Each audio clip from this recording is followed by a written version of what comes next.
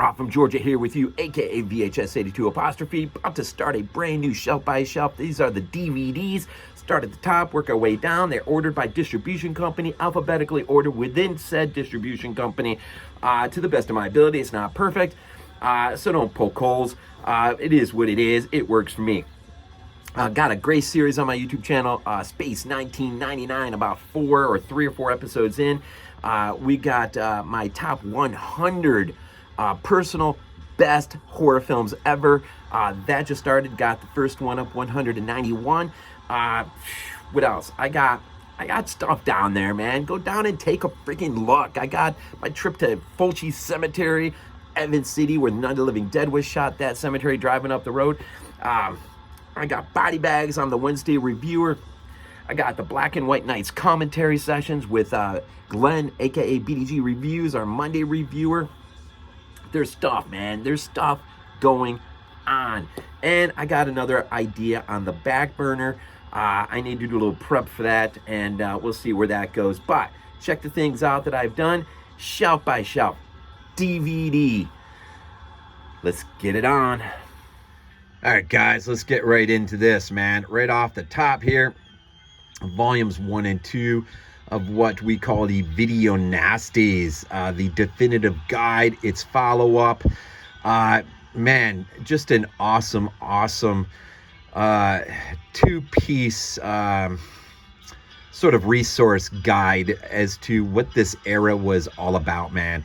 I'm telling you, if you didn't live through it, you wouldn't want to live through it. Being a child of the 80s here in the US, very thankful that horror was really at your fingertips, man. I mean, be it Gore Zone, Fangoria, going into video stores. Had one video store that just had an incredibly awesome Italian horror section. That's where I learned all about Fulci and Argento as I was reading about them in the pages of Fango. But yet over in the UK, it wasn't quite like that. They had a certain part of their bureaucratic arm that was deciding what they ought to be able to watch or not watch in their homes. And so this became known as the Video Nasty era. I think I did a review on BodyBags for Draconian Days, which is a documentary off the second set, or the second disc set. And so I may just drop the link below so you can check that out if you want. But compliments of David Lewin, who sent this to me from across the pond. Again, Nucleus Films put these out, and again, just user-friendly, easy to navigate, commentaries on all the movies, short commentaries on just why these movies made the list. And there were, I think, 3 specific lists, going from like really bad to, not that bad. When you start looking at even the list number 1, when you start really looking at that and seeing the movies that we have probably seen a million times over or are in our collections, it's kind of funny that they made this list. But volume 1, volume 2, he sent them both to me. Just a really nice gift by him, and I've used them on BodyBags. I'll continue to use them as a resource guide, and just really appreciate that. All right, 20th Century Fox, let's do this, man. 28 Days Later, Danny Boyle. It ages well, man. Revisited this the other night. So awesome to watch, man. So awesome. Great follow-up with 28 Weeks Later. We really do need a third piece. Before my daughter got me the Alien Anthology set on Blu-ray, I started collecting these. So I got Alien and that really beautiful release that came out. All the extras and different cuts of the film. And then just the Alien Special Edition. And then I just absolutely love Alien 3. So I picked this up too. Of course, now I got the Alien Anthology set, so I don't really need these anymore, I guess. Alien 3. All right, for $5. I picked this up years ago. The Fly, double feature, The Fly and Return of the Fly. Sorry about the glare. Great movies. Cronenberg's The Fly, great release. Commentaries and just extras galore. Just awesome release. The Fly 2, not a bad film. It's not near as bad. Chris Wallace directed this. He had special effects duties on the first film. I love it when a special effects guy, man, gets promoted and the director's chair for the next. Giannato De Rossi, Killer Crocodile, he special effects, and then he got the directing duties for Killer Crocodile too. One of the movies that has made me change my, at least really consider remakes, The Hills Have Eyes by Aja. Just, man, absolutely fantastic remake of Wes Craven's classic, right? And then the follow-up, The Hills Have Eyes 2. I know this is probably not considered near as good as the original or the original remake, but I still have not watched this yet. Picked this not up too long ago. The Omen. I did watch this, and it's a classic. What can you say about The Omen? I'm telling you, DVDs, man, they had their releases, man. With tons of extras, commentaries. You open it up and thing just unfolds. Such a great release for this movie. Predator 2 and Predators. Old school right here. The Towering Inferno. What I really need is like Earthquake. Some of those old disaster flicks where some of those guys actually found their way on the team that created The Thing in '82. The matte painters and stuff. The matte painter who did the work on The Birds, Earthquake, whatever. All right, Wrong Turn 1 through 6. If you're just starting to collect or just looking to add sets in, this is probably the most affordable way to do it is grab them at Walmart, man. When you see these things come out, they're only usually $15-20, if that. Great way to get things started. Wrong Turn 5. What is that, Bloodlines or something? All right, unfortunately, my X-Files is incomplete. I still need like seasons 7 through 9. But I will say this, X-Files, I think is the only TV show that I ever started with a pilot episode and literally watched through the entire 9 seasons. That's the only one. I love the X-Files. I'm a kid of the X-Files, man. And I loved it between seasons 5 and 6 when you could go, when they released the X-Files Fight the Future in the theater. Such a great way to do it. I don't think anyone's done anything quite like that since. But season 1, season 2, season 3, season 4, season 5, season 6, and yeah, I'm missing 7, 8, 9.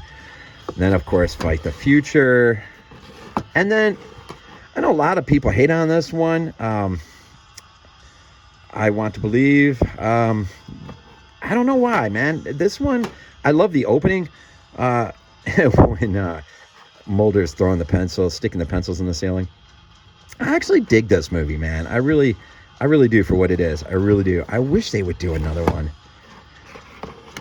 Young Frankenstein.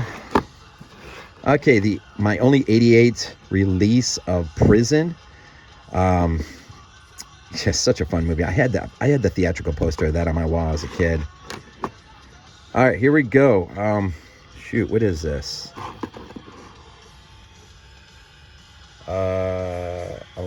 Alchemy.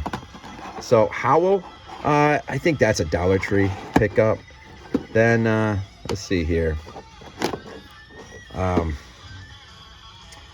The Mad Monster. I can't. Is that Alpha? Alpha Video. Sorry about that. Just glasses are getting all foggy or something. I don't know. And then I got a few from that Amazon will put on disc for you when you order them. So like Castle of Blood, Barbara Steele, got that like that. Creature from Amazon. Now this is like, Amazon will put it on the disc for you, right? The mother of all Jaws ripoffs, The Last Shark. Some Italian goodness right there. Get ready for some Italian movies, man. I got a ton in my collection, as you already saw from my Blu-ray. Rituals. Now, I think Scream Factory put out a really nice release of that, but I picked this up just before that happened. All right, let's see here.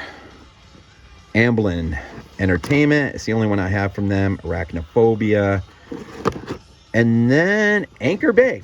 We'll start the Anchor Bay, and just like in the Blu-ray, I'll stop somewhat into the Anchor Bay, and then pick up on the Anchor Bay on shelf number 2. So starting off 47 meters down. Not a bad shark movie. It's all right.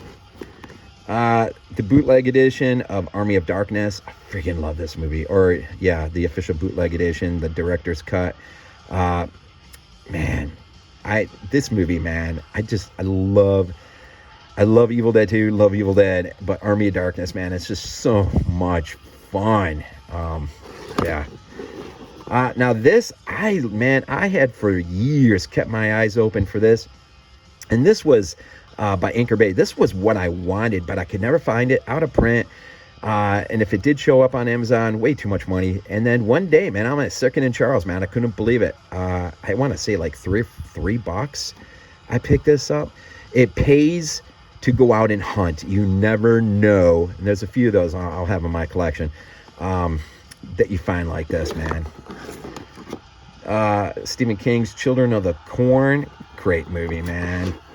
Now, I'm not going to open this up or anything, but this is the Anchor Bay Dawn of the Dead Ultimate Edition. This goes for stupid money, man. But when I first got that years ago, I'm telling you, it was like I got it for like $12 and change, and I had no idea how good I had it when I picked that thing up.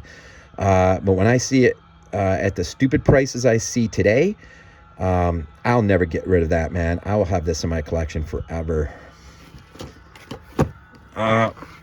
Such a great release of Day of the Dead.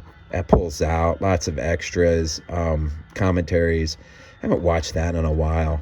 Such a great movie. Some Roger Corman goodness here. Dino Shark. That's actually pretty fun. You'll see multiple copies of these Evil Dead movies. Evil Dead DVD.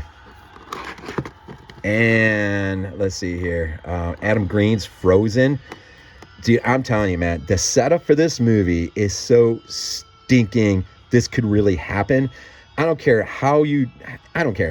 You watch this thing and you see how these kids end up being stranded at the top or midway up the mountain.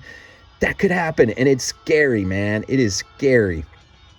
It's just a great movie by Adam Green. And then finally, look at this, man. My 25th anniversary edition DVD. Such a great release of this. And there's my ticket from when I saw it on the big screen. On this, I want to say it was its 40th anniversary. I'm telling you, man, there's nothing like seeing this movie on the big screen. It is an absolute treat. And the guy who there's a guy, I can't think of his name right now. Horror Movie Podcast had him on, talking about Halloween 2018. He had a big hand in helping to create the Scream Factory box set of Halloween. And he's got a few commentaries, I think on 4 and 5 maybe. Anyways, he put out a documentary that was played before this movie came out, which was really fun to watch. So we'll stop not really halfway into Anchor Bay, just a little ways into Anchor Bay. And so when we pick up on shelf 2, we'll start with Anchor Bay. And there's a lot of meat on that shelf, man. This one, just because of the X-Files boxes, and I actually have Dawn of the Dead facing. But there you go, shelf number 1. Some video nasties, and a couple good remakes, especially The Fly. And so that's shelf number 1. Hope you enjoyed.